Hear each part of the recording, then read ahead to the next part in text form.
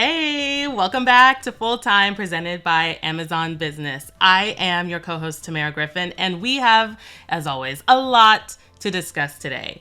We, this week on Full Time, are going to be digging into the fresh off the presses U.S. Women's National Team roster drop for this upcoming international window, discussing who's on it, who's not, and what it all means.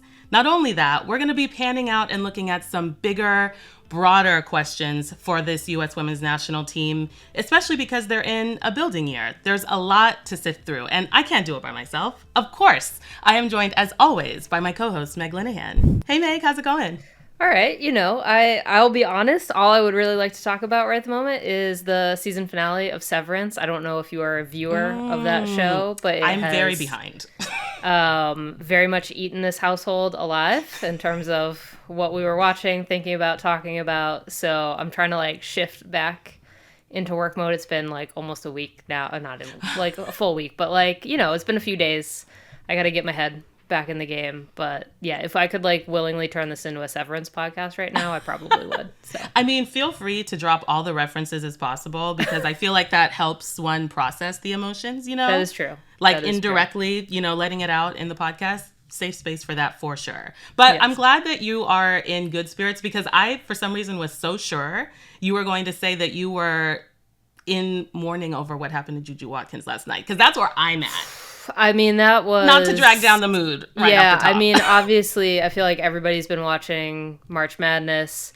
I think you always want to see the best players playing. I think everybody watching that game kind of knew immediately, maybe not on the first look, but on the replay, it was not going to be a good update. I went to bed. That game was on West Coast time, and woke up and saw the news that obviously surgery, ACL tear, all the kind of terrible stuff that we have seen time and time again on the women's side. And so, I know no off season on our women's basketball pod basically went out and recorded an emergency podcast about it. So there's more processing of those emotions over there if people need it. But that is definitely not a story that I think anybody was hoping for. I actually did a panel with her in France last summer. She's a lovely, lovely human being.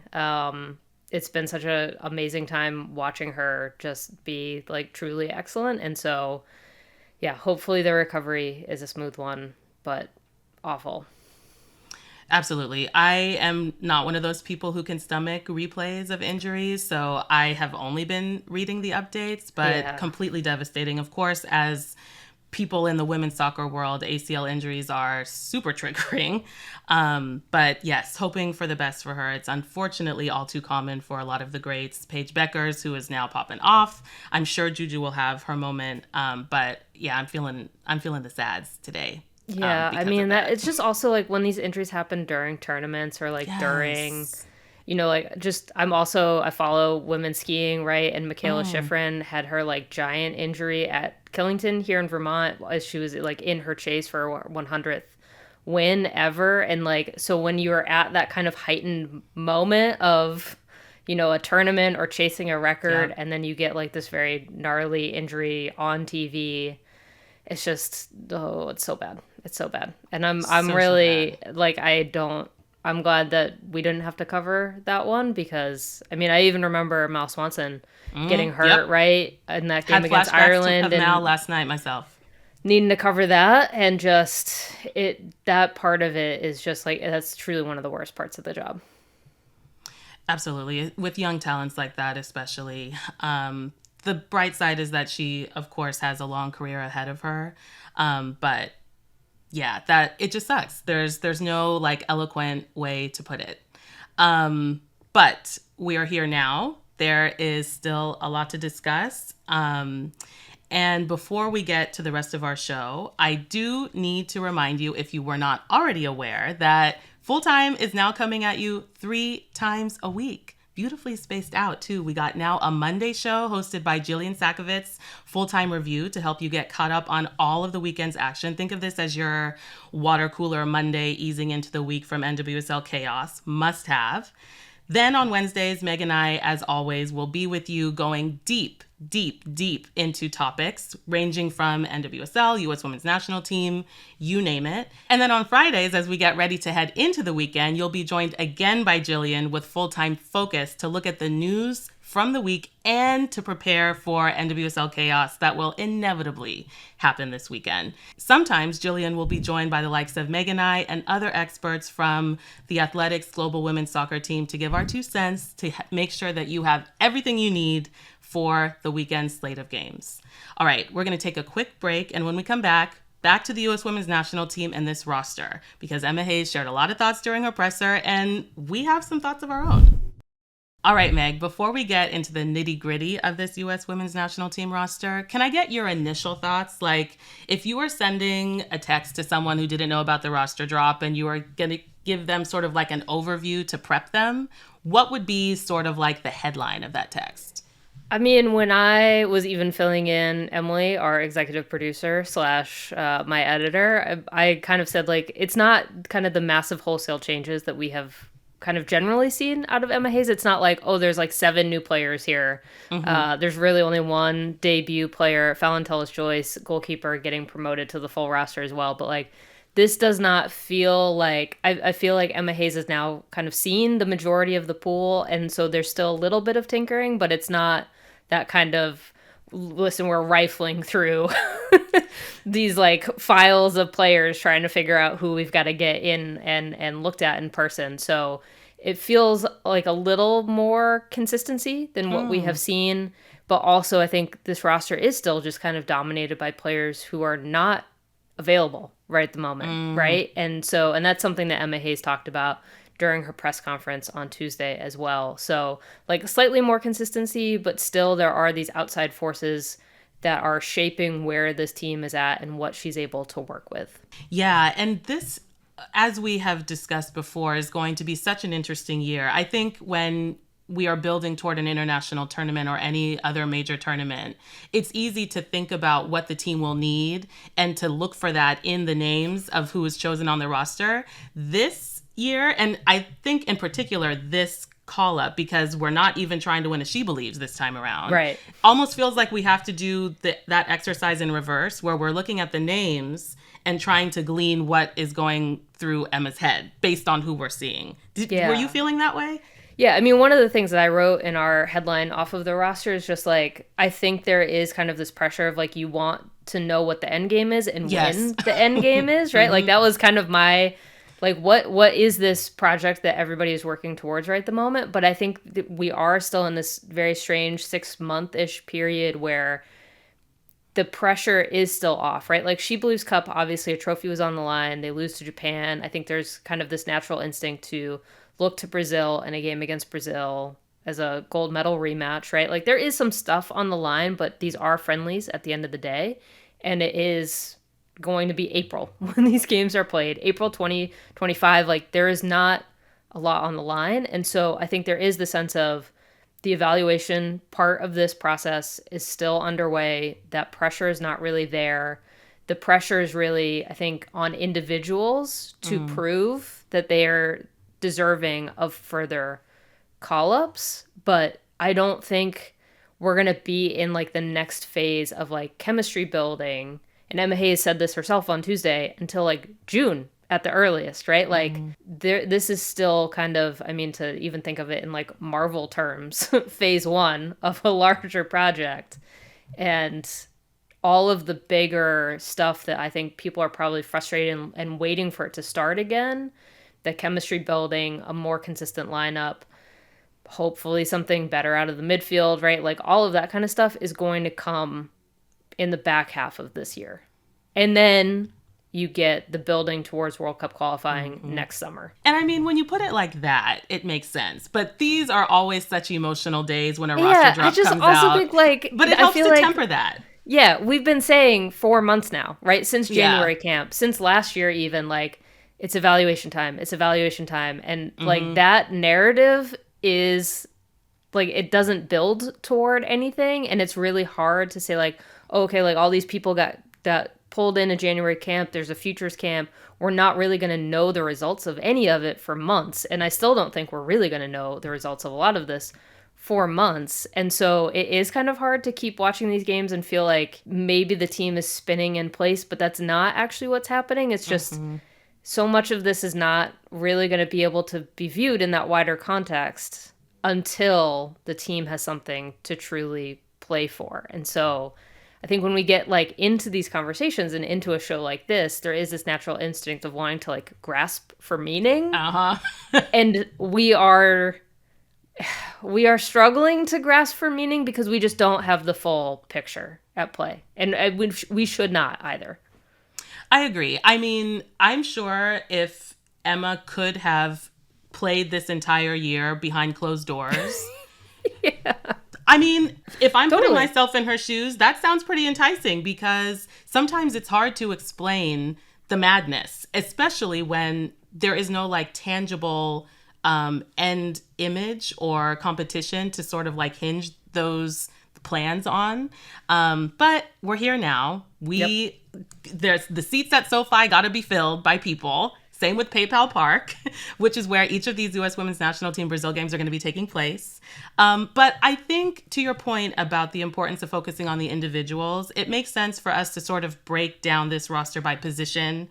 That way, at least we can sort of discuss players in conversation with their positional counterparts and not how they might fit into a bigger picture, because I agree. It's a little bit too early for that. And there's enough stress in the world for us to add things to our plate unnecessarily, right? Yeah. So back to Friend. Let's start with the goalkeepers: Jane Campbell, Maddie McGlynn, Fallon Tullis-Joyce, who I think has the like spiritual underline beneath her name for this camp. Hayes had some interesting things to say about Fallon, and it's sort of been building on past comments, particularly regarding her personality. And I don't fully know how I feel about them. So to summarize, I mean, she opened up her quote on Tuesday with like, she's very introverted, she's very quiet, right? And this is kind of the sense that we've gotten out of Emma Hayes in previous, when Fallon Tullis-Joyce has been called up as a training player, and she's like, well, she's getting used to the environment, she's getting used to all these people, she hasn't been around, she's got to get a feel for the team and the vibes. And I think it is like the way that I read it is just like, I mean, Emma Hayes is Emma Hayes, right? Like she's going to own any room that she walks into. And that is not the vibe that I get out of Fallon Tullis-Joyce. And so I think there is just kind of, this sense that she's like, I don't really know what to make of her because she is just kind of over there. But I think there is something to this position needing to be loud, needing to be vocal, needing to organize people. And you need to see that out of a goalkeeper, but also like clearly she is capable of it in Manchester United. So like, is it just a comfort thing? Is it like she's been building her way slowly into this team? But yeah, it was honestly like, it is kind of like, 10 points off for being shy.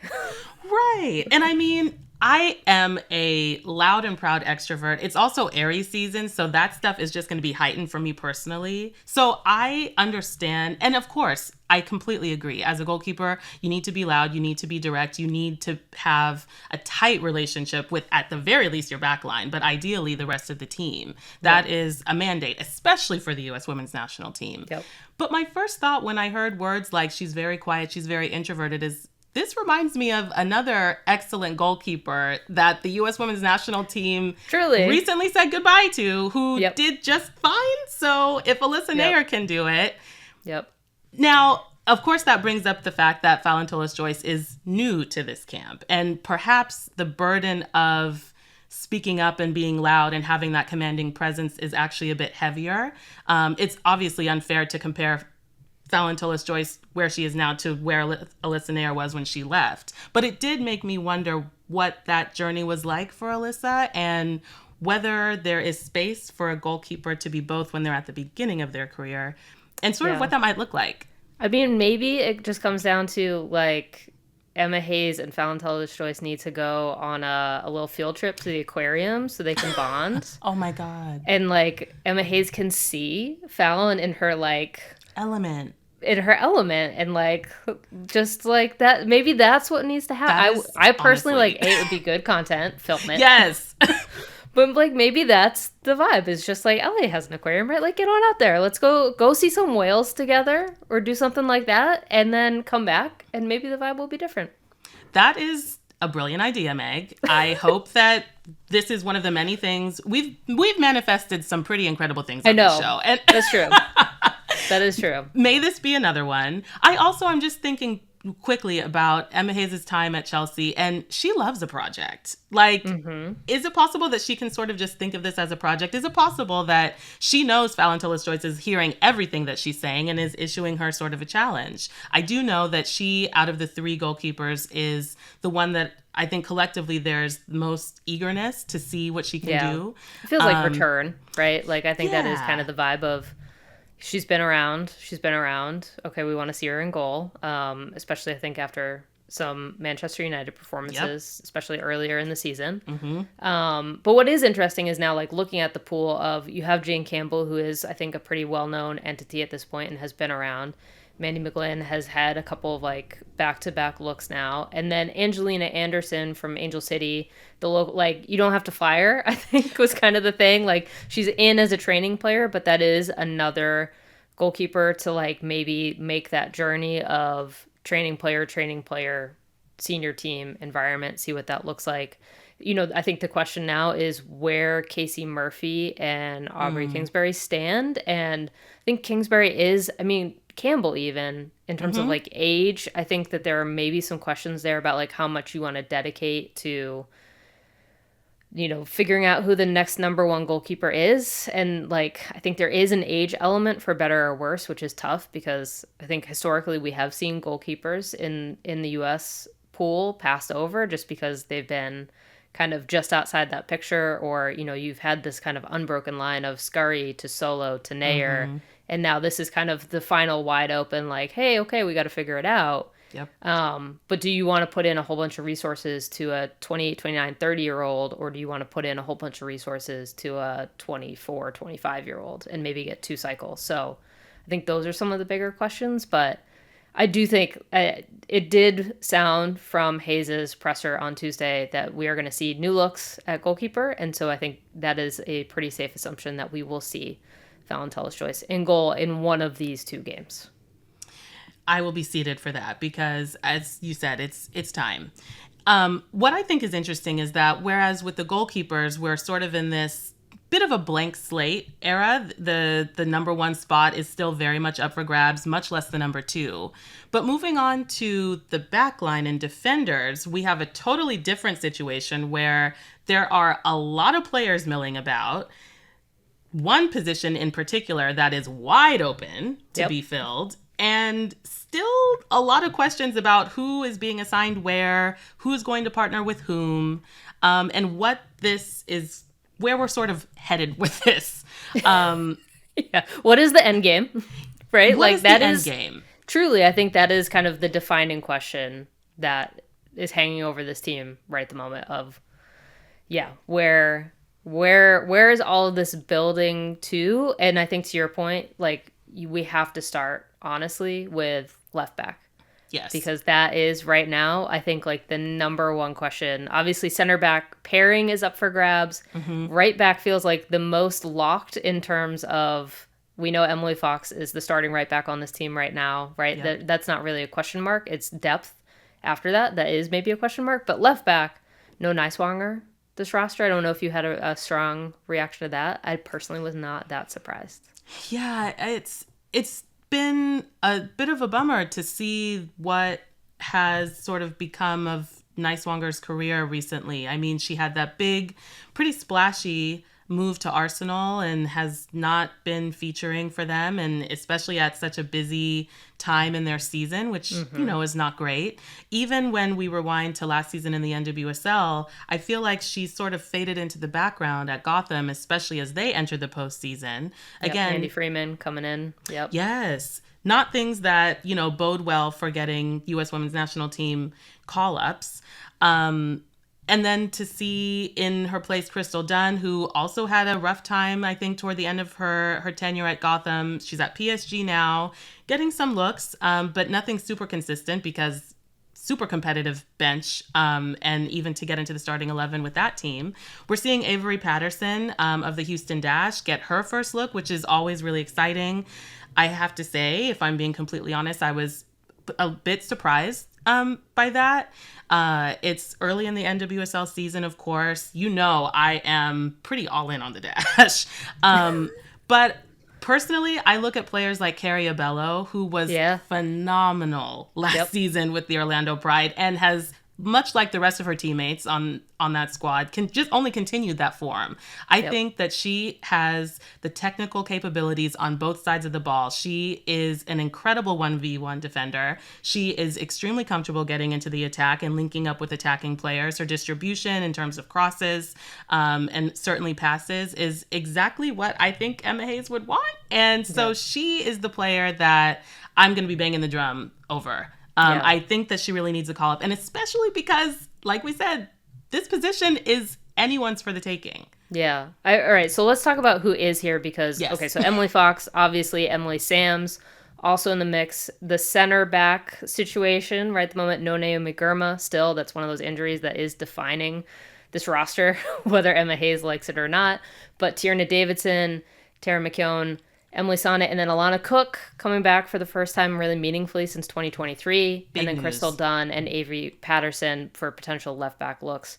So this is kind of interesting where, again, I think there is this bigger question around auditions for various positions. And the second center back is also maybe one of these. And Emma Hayes had a really interesting kind of aside that didn't really get any depth was that she had this very lengthy conversation with Vlatko Andonovski about Alana Cook and kind of her journey. And so I think there is a very interesting question of what does she, if she gets another look at this team, she's coming at it. She's not a new player, right? She's been in this environment before. This is her first meaningful look under Emma Hayes in the environment. Like, what does that offer this team right now? That's a very interesting question. It really is. And when I think about Davidson and Cook specifically, we've seen success when Alana Cook and Naomi play together in the center and when Tierna and Naomi play together in the center. It's some sort of Stanford thing, clearly.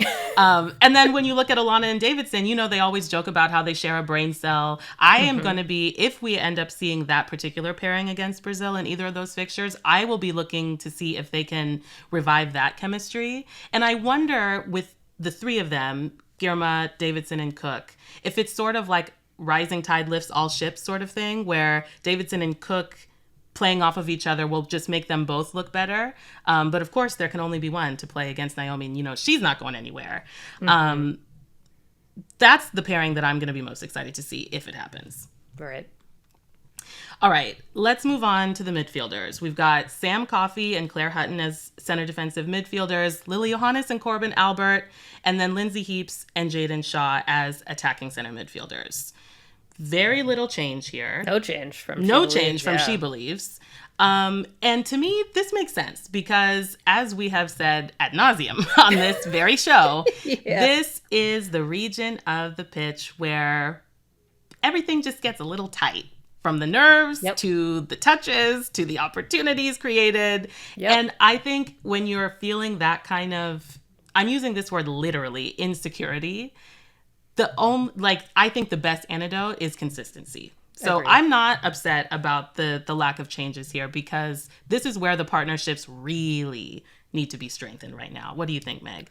Yeah, I mean, I think there is certainly... performance-wise, reasons to not bring Corbin Albert back, right? Like, if we're going to talk about players like a Jenna Neiswanger, who I think has kind of faded out of contention for the moment and, needs to re-earn a spot, I do think Corbin Albert, based on national team play over the past few games, even into last year, I think there was maybe a case for looking at someone else, but I also do get that midfield has been... I feel like there's almost nothing new to say about this midfield because it has just been the same thing going back to 2023 World Cup of just their ability to play through the midfield has been the question mark of this team. I think Lily Johannes has excited a lot of people. I think Claire Hutton's initial performance excited a lot of people. And it is just reps, honestly, at this point. And this is where... in Tuesday's press conference, I asked Emma Hayes about that shift of individual evaluation shifting into building chemistry and combination play. And she had a very long answer that we don't need to get into the entirety of it. Surprise, surprise. Part of it was just like she can only coach what's in front of her. That's what she started with, right? So like, there is no Rose Lavelle available to her. But I think that there is also the sense of like that is a project that is on the horizon again. But midfield is the area where like you need that combination play to come alive. For real, for real. And we just have not been seeing, I think, what you would expect out of the U.S. women's national team on this front for a really long time. And so that is where I think consistency can feel, I think, maybe a little more secure of like you're getting chances to fix it over and over again. And like that's hopefully the way that you fix it.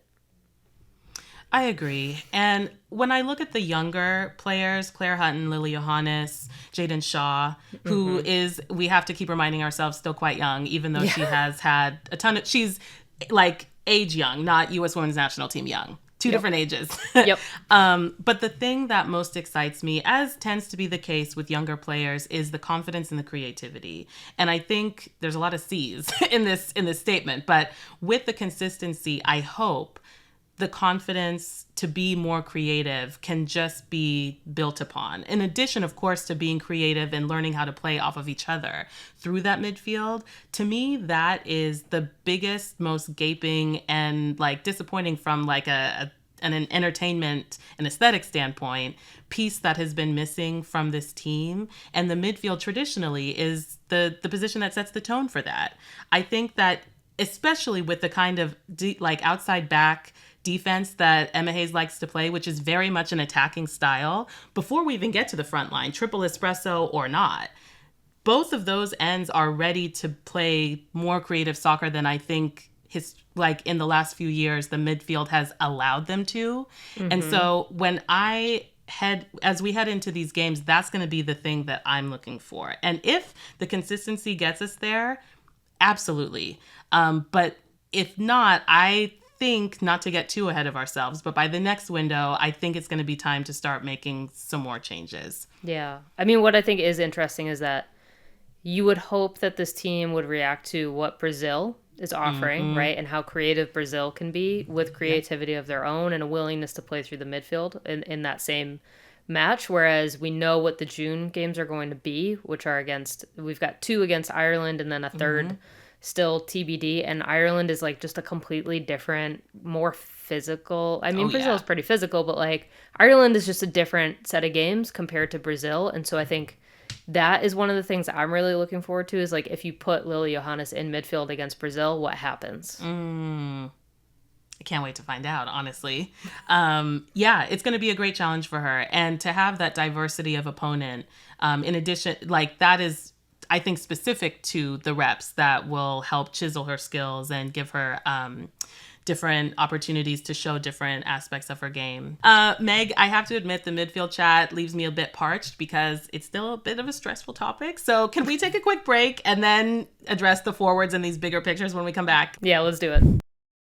All right, we're back. Ready to take it up top with the forwards. We got Michelle Cooper, Ali Sentnor, Yasmin Ryan, and Alyssa Thompson on the wings, Kat McCarry and Ashley Hatch at the center, and Trinity Rodman, who, as we know, can basically do it all.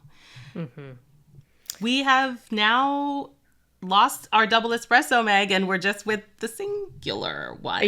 With Trin. But, not super surprising. There has been very little update about Mal Swanson, both at the club and country level. We know that Sophia Wilson is now expecting a baby, so she's going to be busy for a minute.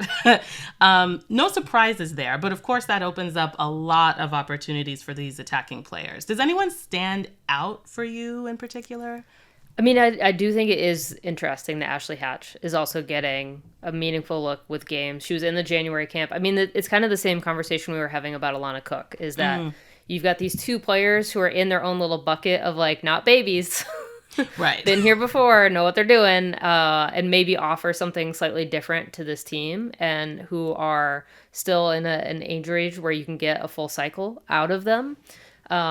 At Alana Cook in particular, all of these players, like I'm talking like they're ancient, they're not. I do I do think it is going to be interesting of just this is the position where Emma Hayes' hand just is like continuously getting forced, because we know that the preferred starting line is Trinity, Mal, Sophia. And we're not going to see that starting line for TBD, but like minimum, 8-9 months, even longer probably, based on how long it takes players to come back from pregnancy. So yeah, I think this is now the kind of the question of what Kat Macario can offer as a center forward. Obviously, she is much more of a hold-up player. I think Ashley Hatch kind of has that same feel of like playing back to goals, opening up other players, setting up other players. I think there is something interesting here, and maybe this is a reach, but bringing in someone from the Spirit who can play and step in with Trinity Rodman and like knows her game really well, just to A, help ease her back in, but B, figure out like what that offers the national team, where you already have this combination that understands each other and has that chemistry built in. And so it feels a little bit of a shortcut for me in these two games. Yeah, I hadn't even thought about the Spirit connection. I can see that being beneficial. I am individually excited about nearly all of these players. I thought Ali Sentnor was incredible at She Believes, of course. She has been in form with Utah since she first put on the kit last season. And it seems that she is only building on that, especially now that the team is building around her more intentionally than they did that first season. I am excited to see how she, especially if she does end up playing on the wing, I'm excited to see what new skills that pulls out of her. Not to bring it back to the NWSL, but to quickly do that. I'm thinking about that slicing, beautiful ball she played this past weekend for the Utah Royals, that assist. I want to see more of that. I know she was central. Setup. Yeah. Because that wasn't something that we saw too much of at She Believes. And I do think that in the absence of the full triple espresso, any player who can show their versatility up top, it's only going to make them more competitive later. So Yasmin Ryan, sort of on the other end, we already know that she has some of the best distribution on this roster. Best in the NWSL for sure as well. Is she going to maybe take advantage of some more opportunities to score in this window? I think she should. Yeah. So I'm kind of looking to see, especially for those who got significant minutes in She Believes, if they can sort of play their opposite side within themselves, their yin. Because I think versatility, if you can't be one of Soph, Mal, or Trin, you really do need to be able to do multiple things in order to get a good look. Yeah, and I think this is a real opportunity for Alyssa Thompson, who obviously has been circling the national team for a while, has gotten a lot of looks. But this is a chance. I feel like she has obviously stepped up for Angel City already this season.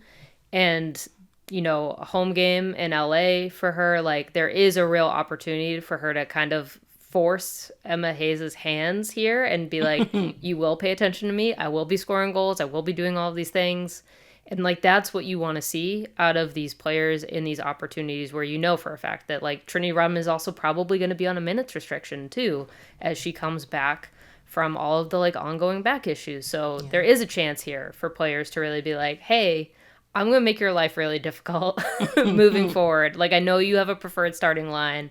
We know it worked in the Olympics, but you've got to have other options here. And so yes, obviously you want continued growth from Kat Macario coming back in. You want continued growth from Ali Sentnor, who is still very young. Yaz Ryan, who is still kind of on her way in. But Alyssa Thompson is the one for me where I'm it's time to make that leap in a really, really meaningful way, because this is your real opportunity to do so. Agreed. And if her club form is any indication, I do feel optimistic about that. Obviously, national team is a totally different ball game, but I'm thinking about the professional years now that she has under her belt. She does seem more confident on the pitch. And yeah, hopefully that will carry over, because I agree, it's definitely her time. All right. We've done all the positions. Let's pan out a bit, Meg, and to the extent possible, try and paint a bigger picture here. But maybe it helps to start with carrying over from She Believes. Their last game together as a national team was a loss to Japan. To what extent do we think they should be sort of, I mean, yeah, literally carrying that into this camp? These are, of course, friendlies, but there was a lot exposed in that game and a lot to build on. Or do you think that each of these windows should be considered a completely clean slate? No, I mean, I think they've got to carry, like, this is not a team that's very used to losing, and these are younger players who are not used to losing in the national team environment. So I do think all of that stuff from Japan, who, like, I mean, again, we talked about it on the pod when the game happened. Japan was the better team, like, straight up, right? Like, it was not, it's not like a controversial opinion. Yeah. So I think there is a sense of you've got stuff to work on from that game. Emma Hayes talked on Tuesday about these kind of like non-negotiable things for the team. And so I think it is now kind of taking the loss, taking whatever those non-negotiables are, building them into the identity of this team and building. Again, we've got more carryover between these two rosters than usual. So I view this very much as, yes, a lot of this phase of the team is focused on individual pieces and proving individual pieces deserve to belong to this greater project and to the team as a whole. But you've got to keep momentum. And, like, that is just kind of the challenge of international play, is that it is this very, like, fractured process of, like, okay, I'll see you for a week, and then I won't see you for a month and a half, and then I'll see you for a week. And then, so that's just kind of the nature of the game. But, I mean, Tamerra, what are you expecting from Brazil? Because I think that is a very interesting question. Obviously, Marta's not going to be that factor, and there's not going to be that motivation of like a gold cup or a gold medal on the line for Marta out of Brazil. But I think there's going to be fan support for Brazil, I would assume. Oh, 100%. And even though they may not be fighting for a gold medal for Marta, I imagine that most of that roster is still feeling the pain of losing that game at the Olympics. They are going to come hosting 2027 too. Like, They got a big project ahead of them. Now is the time. I'm thinking about that. I'm thinking about just the familiarity, not just between the two national teams, but individual players, because the NWSL is now like little Sao Paulo. There are so many Brazilians balling out in this league. Increasingly. It was around this time 2 years ago that I wrote maybe it was last year. What is time? I wrote a story about this at least 1 year ago. And I want to say that there were only 9 Brazilian players in the NWSL. Yeah. Now I can't even keep track. Yeah, you could build a whole national team, I think, out of players in the NWSL for sure. Exactly. And so with that comes a familiarity that I think is going to even only heighten the competition. You've got a healthy Rafaeli. You've got Gabby Portillo, who wasted no time making her statement when she joined the league. Even at the goalkeeping position, you've got Lorena, who had a Save of the Week nominee save this past weekend. I mean, this team is not only going to be hungry, they're going to be angry from what happened last summer, and they're going to be ready because they are going to be familiar with so many of these players. Even the ones who play in Europe who are coming back. You got Brazilians in Europe too.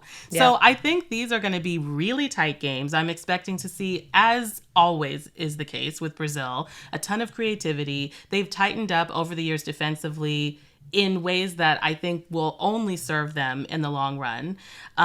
These are going to be tough games because this team, unlike the U.S., has had a lot of reps together. They've had a lot of experience together, which is, of course, we have to assume exactly what Emma Hayes wants. Yeah. But these, I think, are both going to be bangers, to be honest. Yeah, I mean, I love a USA-Brazil game, I'm not going to lie. I will say, before we get out of here, one quick final topic, because I think this is just on my mind after like looking at all the photos of Nations League and the USA game attendance at SoFi. Like, what I am going to be fascinated by now, I think we're both going to be at the game in LA, and like, that place is a cavern. This is, I feel like, a 2026 test run for the venue and hosting both the men/Nations League and then the women. This is going to be the first women's sporting event at SoFi Stadium. So, like, there is a historic thing.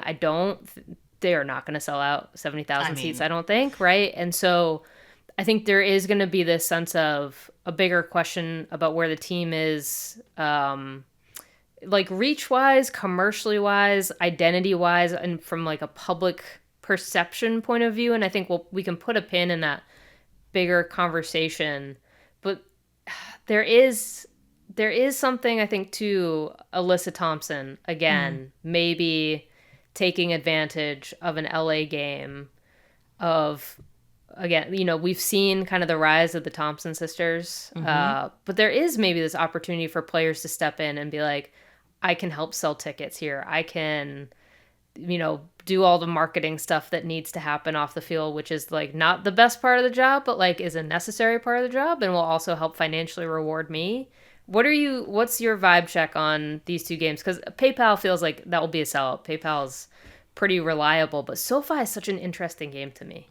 It really is. I mean, I'm already sort of like preparing myself for the contrast between the like magnificence, but potential and almost certain emptier feeling inside SoFi versus PayPal, which I frequent for Bay FC games. It's much more bare bones. Beautiful location. I know the weather's going to be great, but packed and dense and like high energy because there's not going to be this sort of like empty space feeling above you in the stands. Yeah.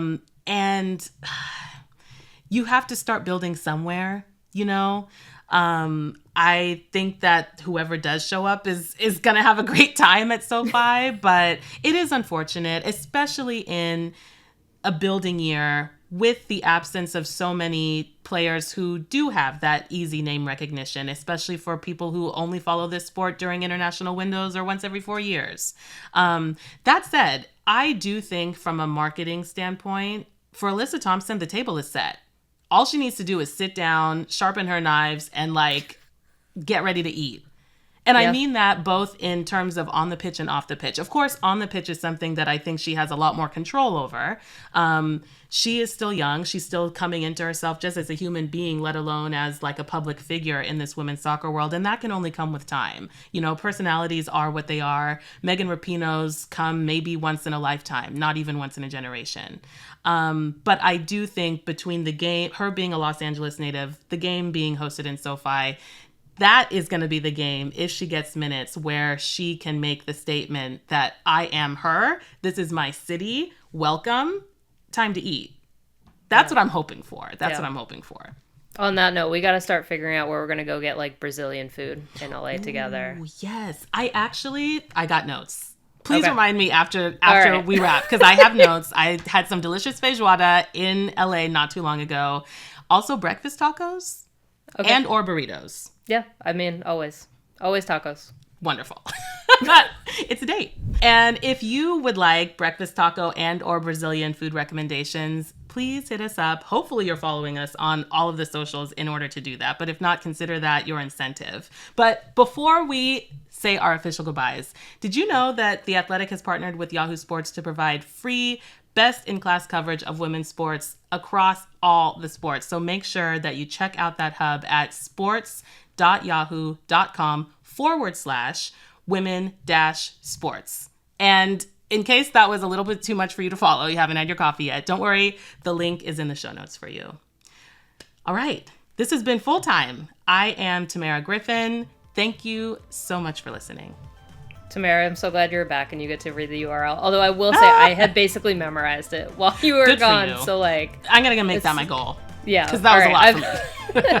I've been Meg Linehan. You can find me on Instagram and Blue Sky. Obviously, I will be posting tacos that have been acquired in LA when we're out there. But you can also follow our show at TA Fulltime on YouTube, Instagram, and TikTok. Full Time does not happen without podcast producer Theo Lloyd Hughes, video producer Leah Griffin, and executive producer Emily Olson. Thank you so much for listening, and we'll see you at Full Time Focus on Friday.